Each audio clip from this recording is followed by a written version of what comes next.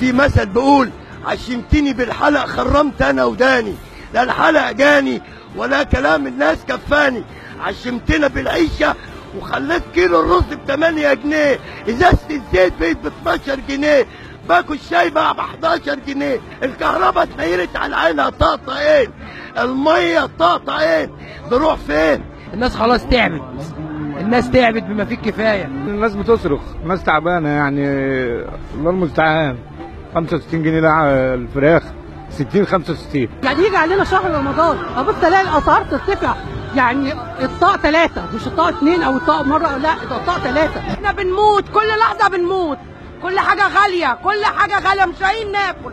والله العظيم صدقونا، ارحمونا شويه، ارحمونا. عدم الرقابه، ان لو في حد بيراقب على البيع وعلى الاسعار وعلى الغلا، الناس كلها كانت اتقت الله في اكلها وفي شربها. بقالي كتير جدا ما جبتش ولا فراخ ولا لحمه ولا سمك لاولادي بسبب الغلا اللي انا فيه ده، ولا عارفين ناكل حاجه ولا بنجيب اي حاجه من الحاجات دي من الغلا اللي هو فيه. الاسعار غليت، الفراخ ب 27 جنيه الكيلو، والناس غلابه برده مش عارفه تعيش، والسمك ب 15 واللحمه ب 90 جنيه، والرز ب 9 جنيه ووصل 10 جنيه. الدنيا غلت، مش عارفين نعيش خالص والله. امي ما جابتش الموسم بتاع رمضان خالص عشان الحاجات غاليه مولعه والمصحف.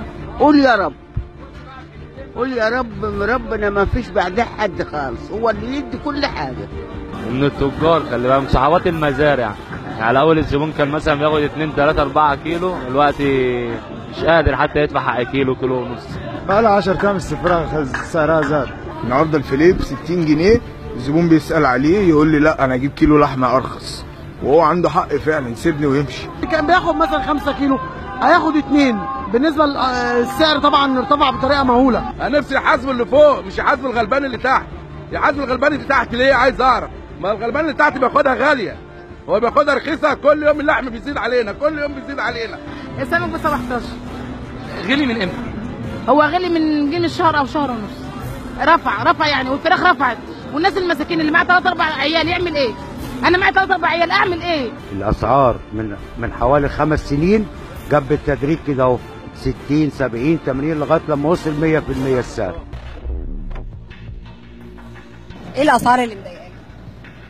والله كل حاجه غليت، يعني الاسعار عامه في كل المجالات، في الدواء، في السكن، في النور، في الميه، في كل حاجه غليت. يعني وبالذات علاج الناس الغلابه هتعمل ايه؟ انا حضرتك يعني كنت بجيب برشام الضغط، علاج الضغط لوالدتي ب 21 جنيه، ب 29 جنيه. البلحه الحلوه اللي تاكليها وتقعدي تفتحيها وتحطيها في قلب. السنه اللي فاتت كان بكام؟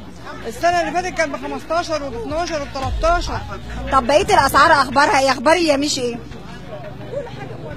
كل حاجه غاليه جدا، يعني دلوقتي جبنا شويه حاجات بسيطه ب 500 جنيه، امال ما هجيب بقيه الحاجه اجيب ايه؟ 500 جنيه جبت؟ والله العظيم، ولا جبت بندق ولا عين جمل ولا اي حاجه من دي.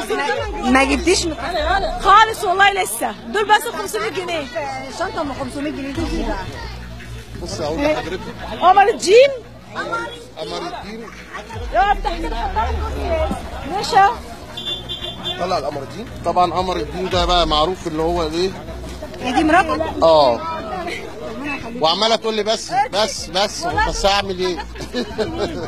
حسبي الله ونعم الوكيل في كل اللي بيغلي الحاجه، زي ما احنا زي ما هم وعيالهم من بعدهم، ويا ريت توصل لي صوتي. هيوصل، بس قولي لي ايه بقيت اسقف كده واقول تسلم الايادي، وقلت ده انا هعيش عيشه حلوه، بقيت في الحضيض يرضي ربنا. قولي لي ايه المشكله؟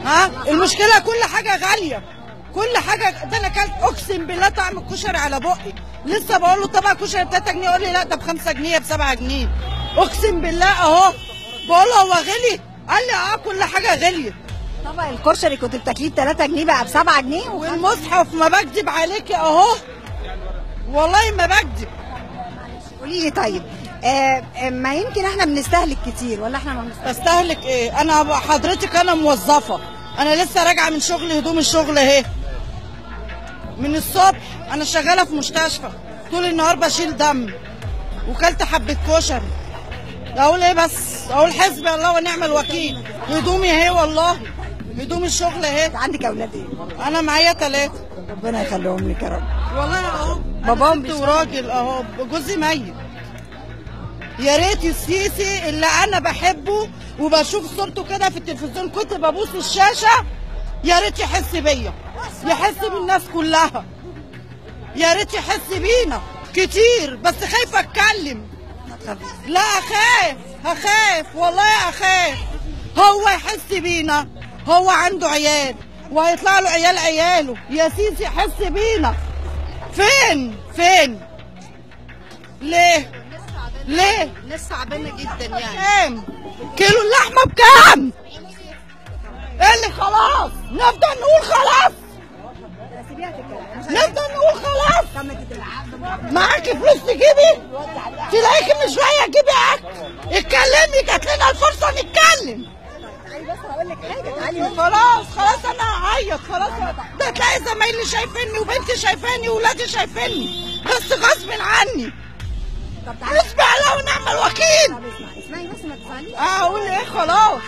لو انت مش عايزانا نطلع مش هنطلع. لو انت يا ستي خلاص، في ربنا. انا بمشي كده بكلم ربنا، اقسم بالله بمشي اكلم ربنا على العيشه اللي احنا فيها. احنا يعني في ذهول الصراحه، بننزل نشتري الحاجه مش عارفين نعمل ايه وبنرجع تاني يعني الصراحه يعني. انا كنت لسه جايه لقيت مجمعات استهلاكيه فيها لحمه ب 50 جنيه وفراخ ب 20 جنيه، ولقيت فيها زيت وسكر. طب انت عندك بطاقه تموين؟ لا عندنا بطاقه تموين، يعني كل واحد قالوا زودوا 3 جنيه. يعني ايه 3 جنيه يعملوا ايه يعني؟ احنا اصلا كمان يعني طبعا بعيد عن المكسرات وعن الحاجات دي، احنا ما بنشتريهاش اصلا. يعني الاسعار بقت في حاجه مهوله، الناس مش هتكلم نفسها. تشتغلي؟ مركز البحوث. ايوه.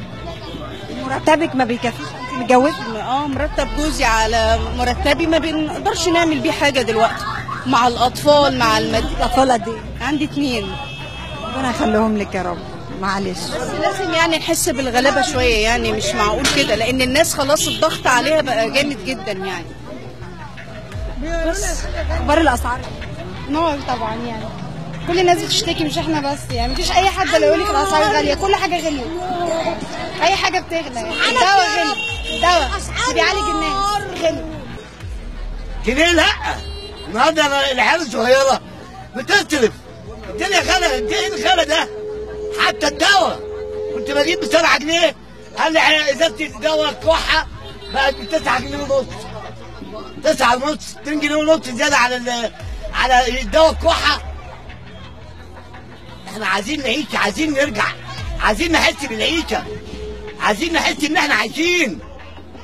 الناس خلاص اتجننت، الناس بتبكي تتكلم نفسها في الشارع، الناس الغلابه كتير. انا مش عندي كلام تاني اقوله بقى خلاص.